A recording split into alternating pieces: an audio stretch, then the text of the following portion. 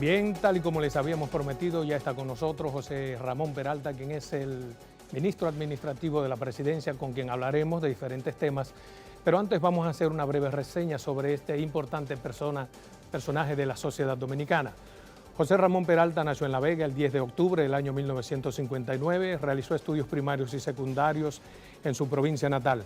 A temprana edad se graduó de licenciado en Administración de Empresas y en el año 1985, junto a su padre, forma la compañía Constanza Agroindustrial y más tarde forma otras compañías hasta conformar el grupo Perfesa, Peralta Fernández y compañía. Ha sido miembro del Consejo de Directores del Banco Central de la República Dominicana, del Consejo de Directores del Banco López de Haro, miembro de la directiva de la Asociación de Industrias de la República Dominicana, de la Cámara Americana de Comercio y presidente de la Junta Agroempresarial Dominicana. En el orden político es miembro del Partido de la Liberación Dominicana y uno de los principales armadores del proyecto político de Danilo Medina en sus dos gobiernos, y lo sería en un tercero si se presenta el caso. Y en agosto del año 2012, mediante decreto 454-12, fue nombrado nada más y nada menos que ministro administrativo de la presidencia. Muchas gracias, señor Peralta, por aceptar nuestra invitación a este su programa, Verdades al Aire. Un placer, Adolfo, estar con ustedes aquí, contigo, y un placer compartir con todos tus oyentes de Verdades al Aire. Estamos a tu disposición. Muy bien, quisiéramos comenzar de inmediato, porque son muchos temas y variados. Usted se ha convertido en el hombre noticia de la semana por diversas declaraciones. Quisiéramos saber, ¿por qué esas declaraciones de que Danilo es la figura más preciada que tiene el Partido de la Liberación Dominicana en estos momentos? Yo dije en la semana que Danilo era el único político dominicano que en unas elecciones ganaba en primera vuelta. Y lo dije por la alta valoración que tiene de toda la sociedad dominicana. Pero también lo dije porque tengo conocimiento de todas las encuestas que nosotros hacemos. Nosotros hemos encuestado todo el país.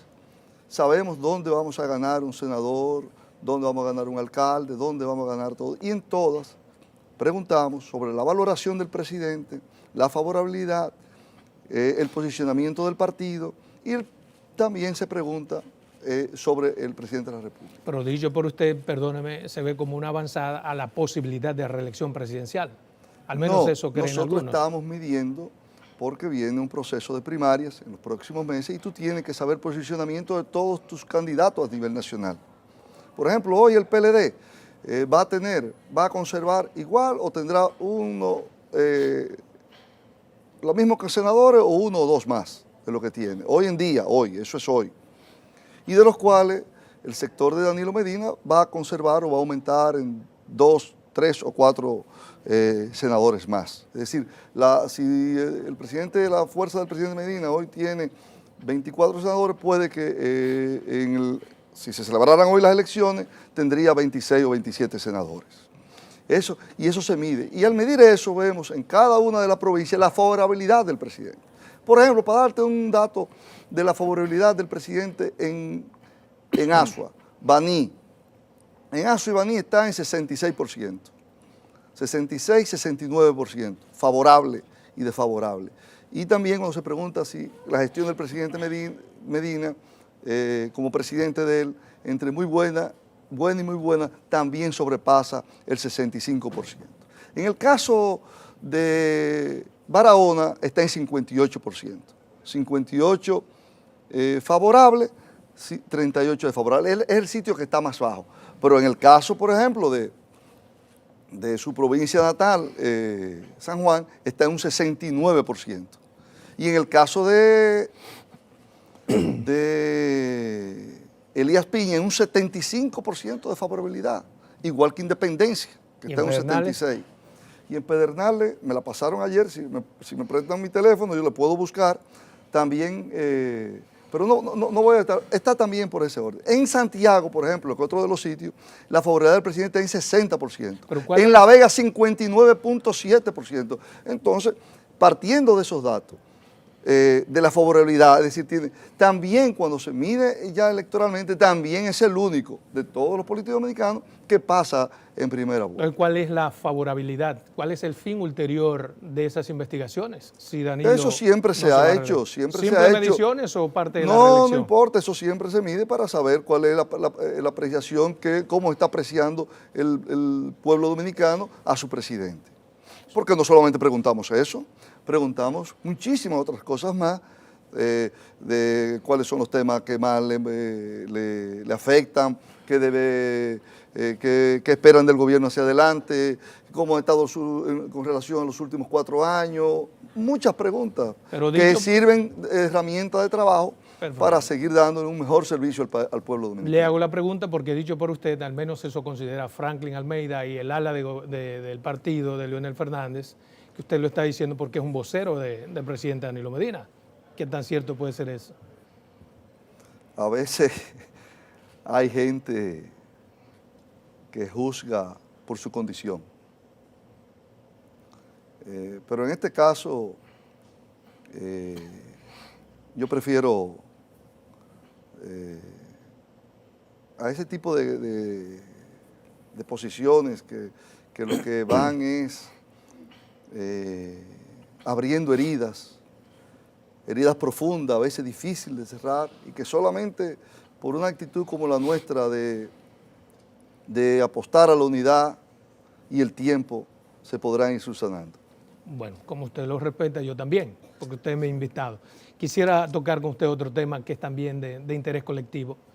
¿Por qué se suspendió realmente la firma del pacto eléctrico? Bueno, yo dije precisamente en esta misma semana que el pacto eléctrico está consensuado prácticamente un 100%, más de un 90%, y que solo sectores políticos de la oposición y sectores también de nuestro propio partido se han opuesto a la firma del pacto. Y sin esos sectores que tienen vocación de poder, no podemos firmarlo. Porque ese pacto que la sociedad, los empresarios están de acuerdo, quienes aplican las políticas públicas que parten de lo acordado, son los que les toca gobernar. En este caso el PRM, entonces. En este caso, quien está gobernando es el presidente Danilo Medina. Sí. Pero si le tocara gobernar al PRM o a un sector de nuestro partido y no es compromisario del pacto, no tiene sentido firmar el pacto. Las fuerzas políticas con vocación de poder, que tienen posibilidades de acceder al poder, tienen que comprometerse con esto. O sea, dejaron de firmar el pacto porque un solo sector no quiso firmar, aun cuando esté consensuado un 90%. No es como irracional. Bueno, los empresarios incluso piden, como parte del pacto, en el día de ayer tuviste el comunicado de todo el empresariado pidiendo por eso que mismo, se apoye ¿por qué no se ha firmado? Vamos a ver si quizá luego de este apoyo masivo de los sectores, de distintos sectores económicos y sociales del país, venga una reflexión y entonces se comprometan con lo asumido en el pacto eléctrico. ¿Eso no afecta al gobierno no haberlo firmado? Nosotros estamos, al único que afecta que se firme, es al gobierno que tiene que inmediatamente ponerse una camisa y coger esa ruta. Pero nosotros tenemos un compromiso a favor de seguir desarrollando este país y haremos lo que haya que hacer, los esfuerzos que haya que hacer para que esto se cubra. Pero le toca sobre todo al Consejo Económico y Social y también a sectores del gobierno que tienen que ver con el sector eléctrico, seguir avanzando a ver si logramos este consenso necesario, porque el pacto eléctrico es uno de los puntos, de los 3 pactos de la Estrategia Nacional de Desarrollo. Y entonces tenemos que ir cumpliendo. Ya hicimos, el presidente y los sectores sociales del país hizo un esfuerzo enorme por cumplir el pacto eléctrico. Y el gobierno ha sido riguroso en el cumplimiento de todo lo acordado. Mire. Entonces le toca ahora que terminemos el pacto eléctrico para luego, más adelante, abocarnos a lo que sería el pacto fiscal. Mire, como usted bien sabe, hay una situación difícil en Venezuela. y también hay versiones, las dice el presidente Maduro, de que desde República Dominicana se estaría preparando para complotar contra su gobierno. ¿Qué hay de cierto? Absolutamente falso. Ya eso fue desmentido hace una semana, Lo estando repitió de nuevo nosotros ahora. en Roma, que hubo una información, salió en los medios, y el canciller se encargó de desmentir eso. También los organismos de seguridad del Estado también lo desmintieron. No hay y yo organismo... categóricamente digo que eso es falso. Eso no es cierto. ¿Y por qué entonces? No sabemos. Aquí este gobierno tiene pleno control de su territorio y de las bases militares nuestras y sabe lo que pasa y lo que no pasa ahí. Mire, con relación al mismo caso de Venezuela, ¿ustedes han reconocido al embajador de Guaidó o seguimos manteniendo las relaciones con el que tiene Maduro? Es un tema que lo maneja la Cancillería y no estoy en este momento, no sé cuál es el estatus, el canciller está fuera del país, no me he podido comunicar y no prefiero no tocar el tema porque no tengo los datos, los elementos de juicio para dar una opinión acabada. Bueno, de lo que yo sé que usted tiene elementos de juicio es sobre el DERCAFTA. El gobierno en un momento dado había dicho que se iba a revisar el DERCAFTA y fue una situación que a los empresarios les gustó. De repente usted dice que no va a haber una revisión del DERCAFTA. ¿A qué se debió ese cambio de actitud? No, el DERCAFTA no va a haber ningún cambio. Nosotros, los sectores, la mayoría de los sectores económicos del país están de acuerdo en que se mantenga como está. Hay sectores o subsectores del sector agropecuario que quieren que se le haga una revisión, pero no al tratado en sentido general, porque el tratado permite dentro de sus bonanzas, de lo que se ha estipulado, ¿verdad? De lo estipulado, permite siempre, cada cierto tiempo, analizarlo, qué está pasando, y se pueden hacer ajustes a cosas, pero no cambiarlo ni revisarlo. Y en eso es que se está. Entonces hay dos sectores de la parte agrícola que quieren y se está haciendo la evaluación que se hace normalmente cada cierto tiempo de cómo va el tratado y se podrá tomar nota. Pero el tratado, en sentido general, es un tratado que el país ha permitido que sectores productivos importantes como zona franca, turismo, inversión, se consoliden y estamos de acuerdo con él. Mire, hoy aparece en los medios de comunicación una declaración importante, se le atribuye a Luis Abinader y él lo ha afirmado. Dice que algunos pasaportes en embajadas dominicanas, una cantidad indeterminada de pasaportes han desaparecido, que el gobierno no ha dicho y que muchos de ellos pueden ser utilizados para dárselo a terroristas. ¿Cuál es la posición del gobierno? Este gobierno ¿Lo ha investigado? Este gobierno nunca se prestaría a eso. Y yo creo que hay una respuesta que dio la directora de pasaporte y yo me remito a ella.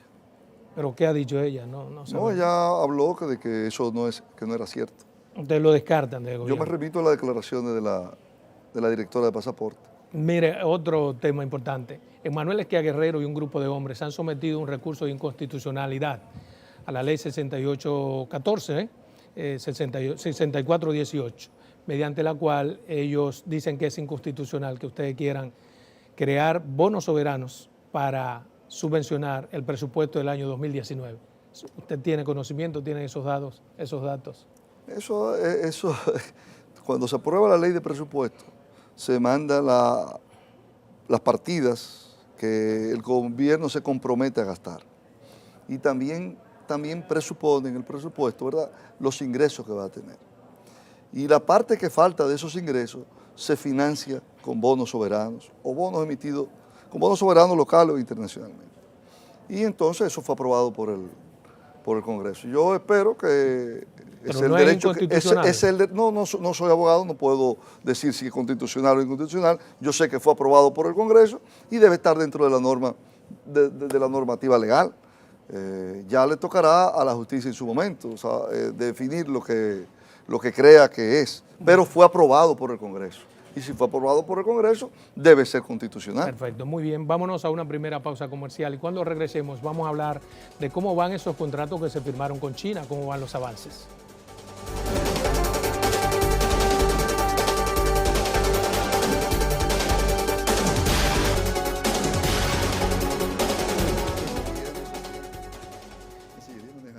Bien, continuamos en este programa Verdades al Aire con una interesantísima entrevista con José Ramón Peralta, ministro administrativo de la Presidencia. Antes de irnos a una pausa comercial, le preguntamos, ¿cómo van los negocios con China? Se supone que ustedes fueron a China, trajeron un paquete de 18 acuerdos. Todavía el país no conoce esos acuerdos ni los alcances. Sí, esos fueron acuerdos, están todos en la página web de la Cancillería. Fueron acuerdos de intención, no comprometen que se va a hacer necesariamente, sino por dónde queremos Acuerdo de intención, simplemente. Sí. O sea, ninguno se ha materializado.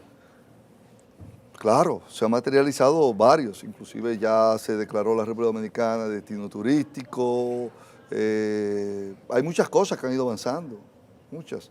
Inclusive esta semana vino una misión del Eximbank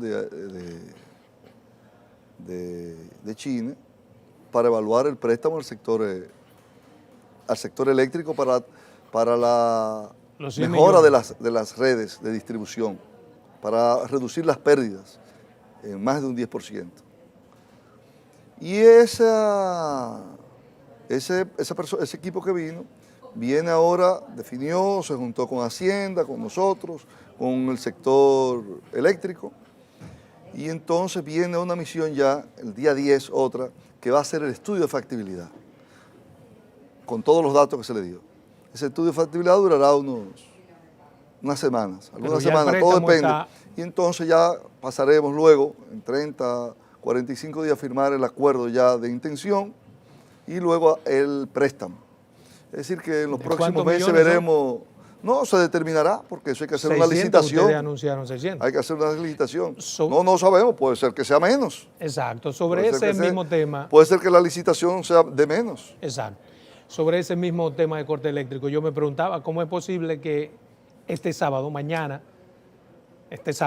hoy, va a iniciar Punta Catalina sin que se hayan corregido los problemas de transmisión. ¿Cómo se va a hacer eso? No, la transmisión está bien. Esto que estamos haciendo son las redes de distribución, no de transmisión de la alta tensión, de distribución. Y en la distribución es que se pierde la energía, porque están en mal estado o porque cualquiera puede subirse a un poste de luz y engancharse de la energía eléctrica. Y entonces hay que cambiar todos esos cables y hacerlo que no sean vulnerables a que cualquier persona quiera tomar o robarse, como se dice vulgarmente, la energía eléctrica. Y ahí es que tenemos, porque ahí hay pérdidas hoy en día que rondan alrededor del 27%. Nosotros tenemos que bajar eso a menos del 20%, porque es mucho el dinero que se pierde. Si con esta inversión que se haría, si nosotros reducimos la pérdida en la distribución, estamos hablando que podríamos, alrededor de un 7%, no era un 10% como dije hace un ratito. Si la reducimos alrededor de un 7%, estamos hablando de economía anual entre 100 y 150 millones de dólares. Es decir, que es un préstamo que se pagaría solo en 5 años. Y esto es como montar cualquier central termoeléctrica. Pero esas peticiones son las mismas que hace el PRM en su pedido para firmar el pacto eléctrico. La reducción de las pérdidas. Puede firmarlo porque esto no es solamente una intención del gobierno, esto es un deseo de la sociedad dominicana y fue votado por todos en la Estrategia Nacional de Desarrollo. La sociedad dominicana también espera que se reduzcan las pérdidas, que se reduzca el valor. Porque ustedes no acogieron esos puntos que pide el PRM. Algo tan simple, eso fue acogido. Cuando nosotros llegamos, las pérdidas estaban en un 37%. Se han reducido alrededor del 27, 28%. La reducción, ha habido una reducción, pero muy poca. Debe ser mayor. Nosotros debemos comprometernos todos a que esa reducción de las pérdidas bajen por alrededor del 15%, que para un país como el nuestro es lo aceptable. Pero hay cosas en las que ustedes, yo entiendo, podían ceder sin que entren en discusión. Es que hemos cedido todo, es que esto ha sido, que ha habido un consenso, perdón. Dicen, es que hay un consenso ya. O sea, hay un consenso. Pero no, tú viste ayer viernes cómo salieron en todos los periódicos, todas las asociaciones empresariales y grupos de la sociedad civil firmando, apoyando el pacto. Y el gobierno está dispuesto. Es ya que los sectores que tienen vocación de poder, que pueden ser mañana, pasado, en un futuro, asumir la dirección del país, se comprometan a que lo que se firme ahí, ellos lo vayan a aplicar. Todo el mundo quiere cumplir el pacto porque beneficia a todos, pero yo me refiero, por ejemplo, ellos piden cosas sencillas, como que se cumpla con la ley. Hay una ley que pide ya la desaparición de la CDEE, que se disminuyan las sedes, sede norte, de sur y de este. ¿Por qué no cumplir con eso? Tan pronto se firma o se cumple, pero es que no entiendo. Pero que antes hay que firmarlo antes. Pero será, porque eso no limita, eso no nos obligará entonces a hacerlo. Si no lo hemos hecho, nos obligará a hacerlo. Entonces tú no puedes ponerte adelante. Pero son cosas que no entiendo. Sencillamente no entiendo. Porque tan pronto el gobierno firme, y firmen todos, el gobierno está obligado a hacerlo, a ponerse y hacerlo. Ahora, si no firma, no está comprometido a hacerlo. Entonces no entiendo estas cosas. Son buscando justificaciones que no tienen sentido. Tiene lógica. Mire, el gobierno se ha promovido a nivel internacional Bahía Las Águilas como un buen destino turístico para la construcción y ese tipo de cosas, incluso para la venta de los terrenos. Y el país no conoce el alcance ni el valor. ¿Por qué el país no puede saber lo que se vende en mercado internacional? Yo estoy en una comisión con el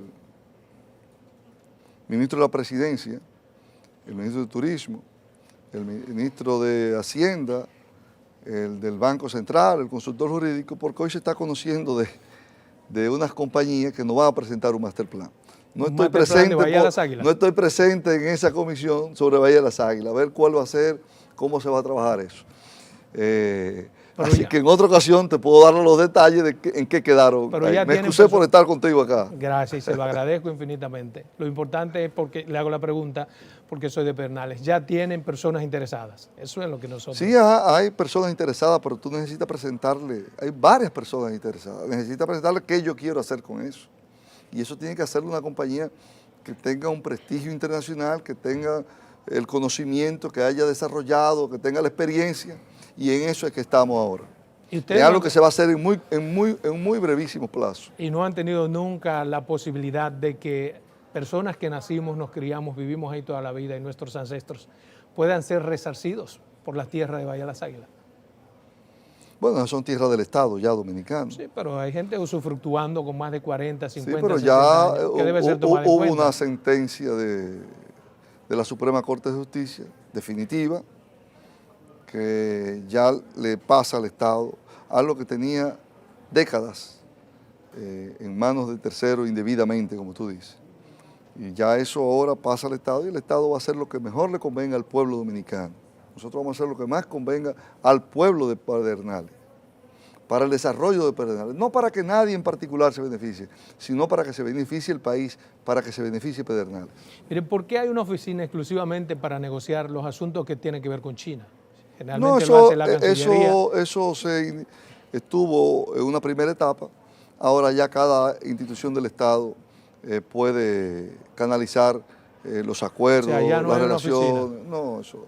Ya la Cancillería. En una primera etapa para empujar en una sola dirección y de manera también que esto pudiera hacerse lo más transparente, lo más institucional posible, que no estuviera alguien hablando de energía por aquí, sino que se encauzara todo. Ya está todo, cada quien sabe lo que tiene que hacer y entonces cada institución está trabajando con su contraparte privada o estatal del gobierno de la República. Para el desarrollo turístico de Bahía Las Águilas, ¿el gobierno no ha recibido presión de empresarios turísticos, digamos, del este?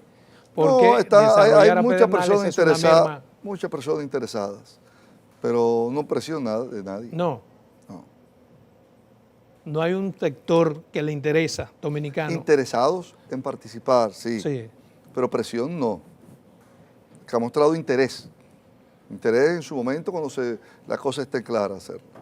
Mire, hay algo que me interesa a mí de forma particular saber. ¿Cómo fue que se logró sacar 1.5 millones de dominicanos de la pobreza, como ha dicho Danilo Medina en foros internacionales? ¿Cómo se logra eso? Como ha dicho Danilo y como ha sido validado por los organismos internacionales. ¿Cómo se puede validar todo este eso? asunto de la pobreza, los organismos internacionales como el PNUD, la FAO, todo esto le dan un seguimiento, Banco Mundial, Banco Interamericano de Desarrollo, le dan un seguimiento. Sí, pero yo quisiera que me explique cómo se logró eso en República Dominicana, pero antes vámonos a la segunda pausa comercial.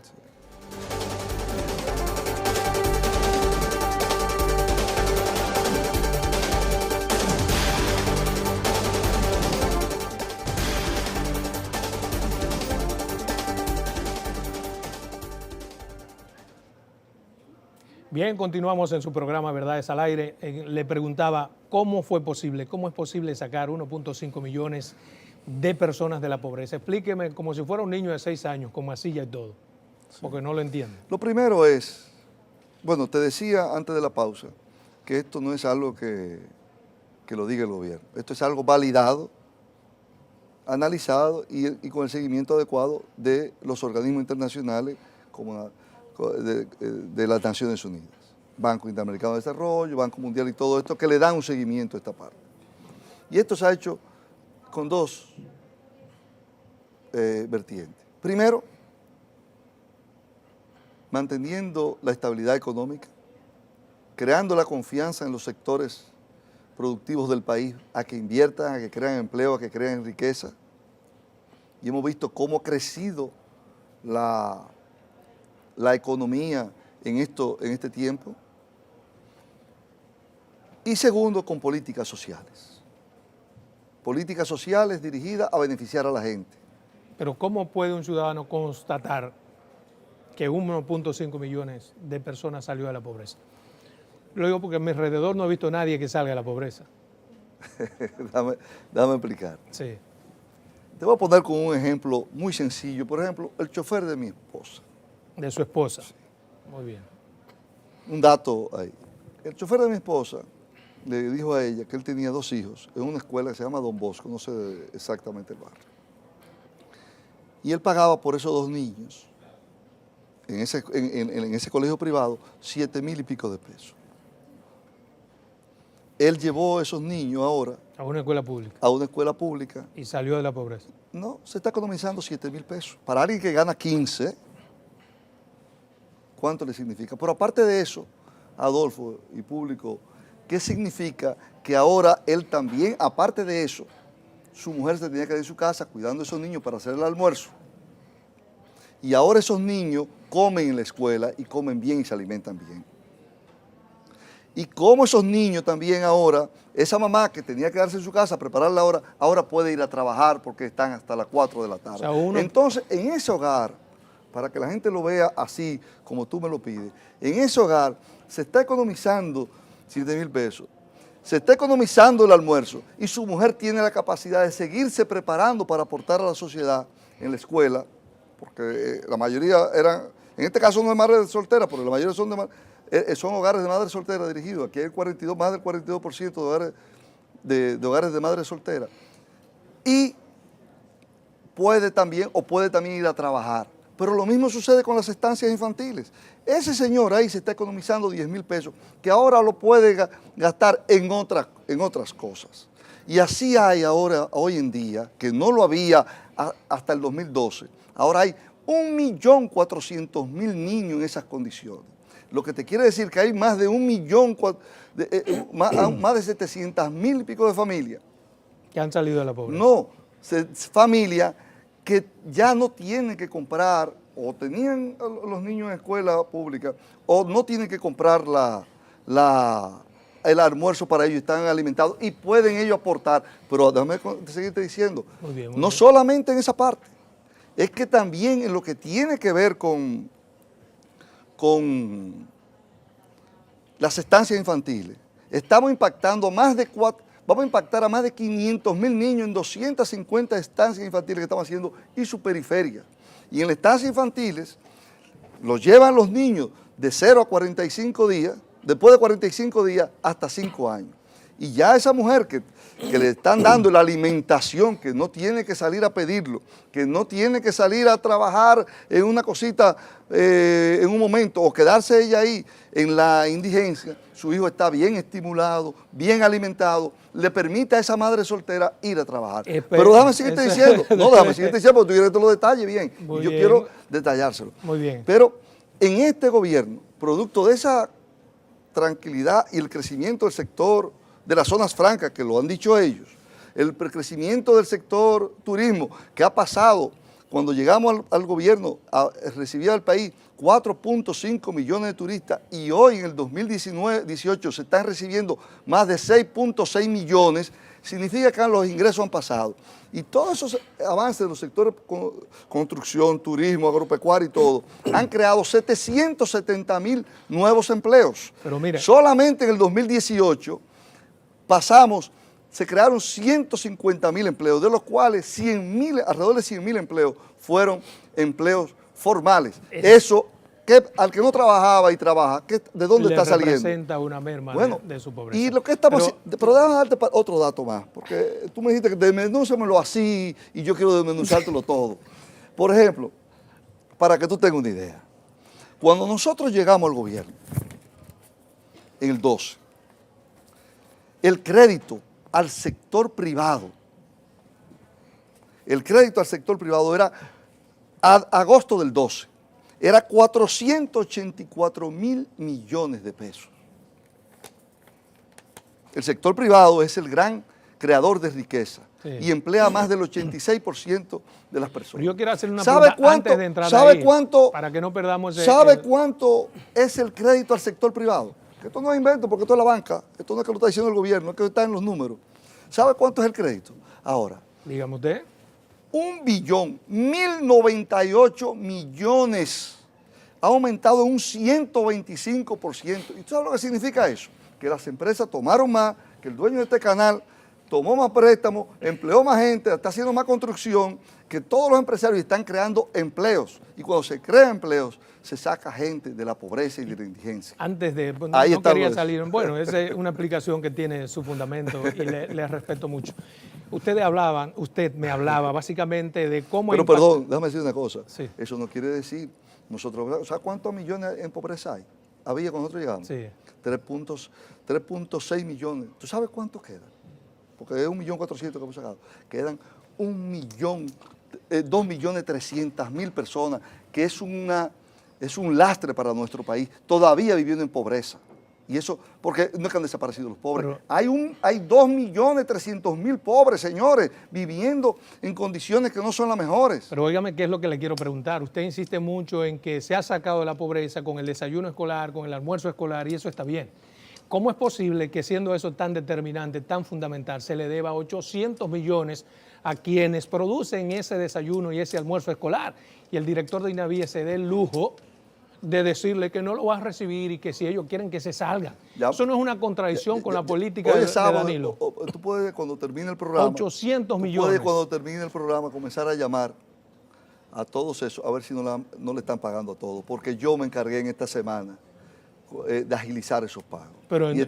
Se han pagado más de 300 millones de pesos en la semana que recién termina, más de 300. Así que llámate a todos esos que te dijeron que es verdad y está mal y no debió de ser, y te darás cuenta que se están poniendo al día.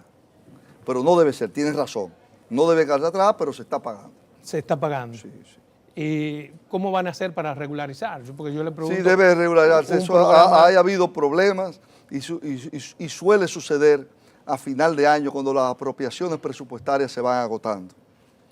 Eso está mal, eso debe de mejorarse, eso definitivamente es así. Pero en esta semana, con el dinero que hay, se ha pagado una cantidad, solamente en esta semana se ha pagado más de 300 millones. Paso a otro tema importante. Mire, se supone que esta semana ustedes en el gobierno van a recibir a la Junta Central Electoral para dialogar acerca de la pertinencia de unos recursos que hacen falta para las elecciones primarias. ¿Está el gobierno en disposición o en ánimo de ayudar, de aportar?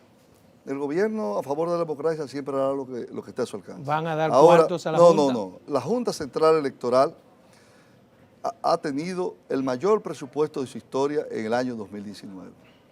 El presupuesto del 16 fue 7.900 millones, si mal no recuerdo, y este presupuesto de este año está en 8.185 millones.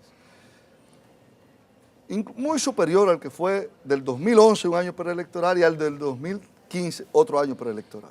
Ya, no van a dar un cheque más. En el caso de los partidos políticos, el año pasado recibieron 700 millones de pesos, un poco más de 700 millones para financiamiento, y este año están recibiendo 1.500 millones. Entonces, entre lo que tiene la Junta y lo que tienen los partidos, pueden resolver ese caso. O sea, que ustedes no van a erogar, no tiene sentido. Bueno, entonces. No quiero eso está estipulado en la ley y debe hacerse de esa manera. Mire, si Danilo Medina tiene un 67% de los comités intermedios, 70% de los del comité central y un 90% del comité político, ¿cuál es el temor? El 80, y el 80 te faltó el 80% de los alcaldes del PLD. ¿Cuál es el temor de pagar el precio para reelegirse?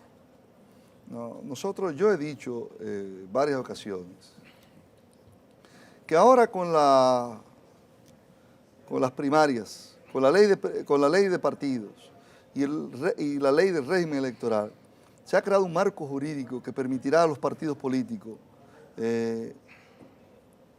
una mayor institucionalizarse aún muchísimos más. Y permitirá, y las reglas que estén claras. El Partido de la Liberación Dominicana va a unas primarias que deben celebrarse. Y yo he dicho en reiteradas ocasiones que en esas primarias que se van a celebrar, las fuerzas del presidente Danilo Medina van a demostrar el apoyo que tienen internamente en el PLD y en la sociedad. Eso es lo que he dicho en todo. Vamos a demostrar, no importa la decisión que tome el presidente, en esas primarias, la fuerza del presidente Danilo Medina van a demostrar el apoyo que tienen en el PLD y en la sociedad dominicana. Mire, en materia de delincuencia y criminalidad, Danilo ha sacado un 0 con vos, como decíamos antes en la escuela. ¿Usted no le preocupa? ¿No hay algún plan para el combate de este flagelo creciente? Yo creo que decir que un 0... no, ese ha sido el hándicap, eso ha sido total y absolutamente es la preocupación mayor del pueblo dominicano. Y de Danilo no lo es. Hemos hecho muchísimas cosas. Pero han fracasado, evidentemente. No, porque en ninguna sociedad los problemas desaparecen. Los Estados Unidos, la mayor potencia económica del mundo y con la mayor institucionalidad, no ha podido... Nadie aspira a que desaparezca. No, nadie ha podido... Hay sectores y ciudades que tú no puedes penetrar. En Centroamérica, no, en Estados Unidos. Sí, pero, tú lo sabes. Sí, tú lo sabes. Tú coges la ciudad de Baltimore y no puedes pasar por algunas zonas. Está bien, pero a mí me preocupa. Lo que te quiero decir que, y ahí están los mayores niveles. Y hay zonas en otros sitios que no puedes ir. Tú vas a Centroamérica y nos envidian, quieren venir aquí. Y aquí hay gente que yo conozco que vive de Centroamérica, vive aquí porque no puede vivir en su país, porque son posiciones de gente acomodada, que no pueden vivir allá por los niveles de inseguridad. Con eso, entonces? Ahora, aquí tenemos un problema. Exacto, ¿y cómo lo vamos a combatir? Aquí tenemos un problema.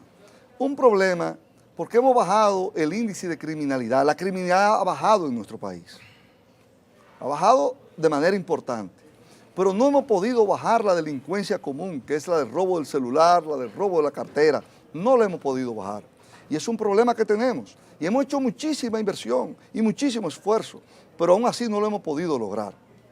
¿Pero qué van a hacer para eso? No, la droga seguir trabajando, pero seguir trabajando de manera conjunta toda la sociedad. No solamente el gobierno es el mayor responsable en esto. Posiblemente. También está la justicia. También está la justicia que tiene que poner su parte en esto. Porque no es solamente la lucha de uno solo, es de todos.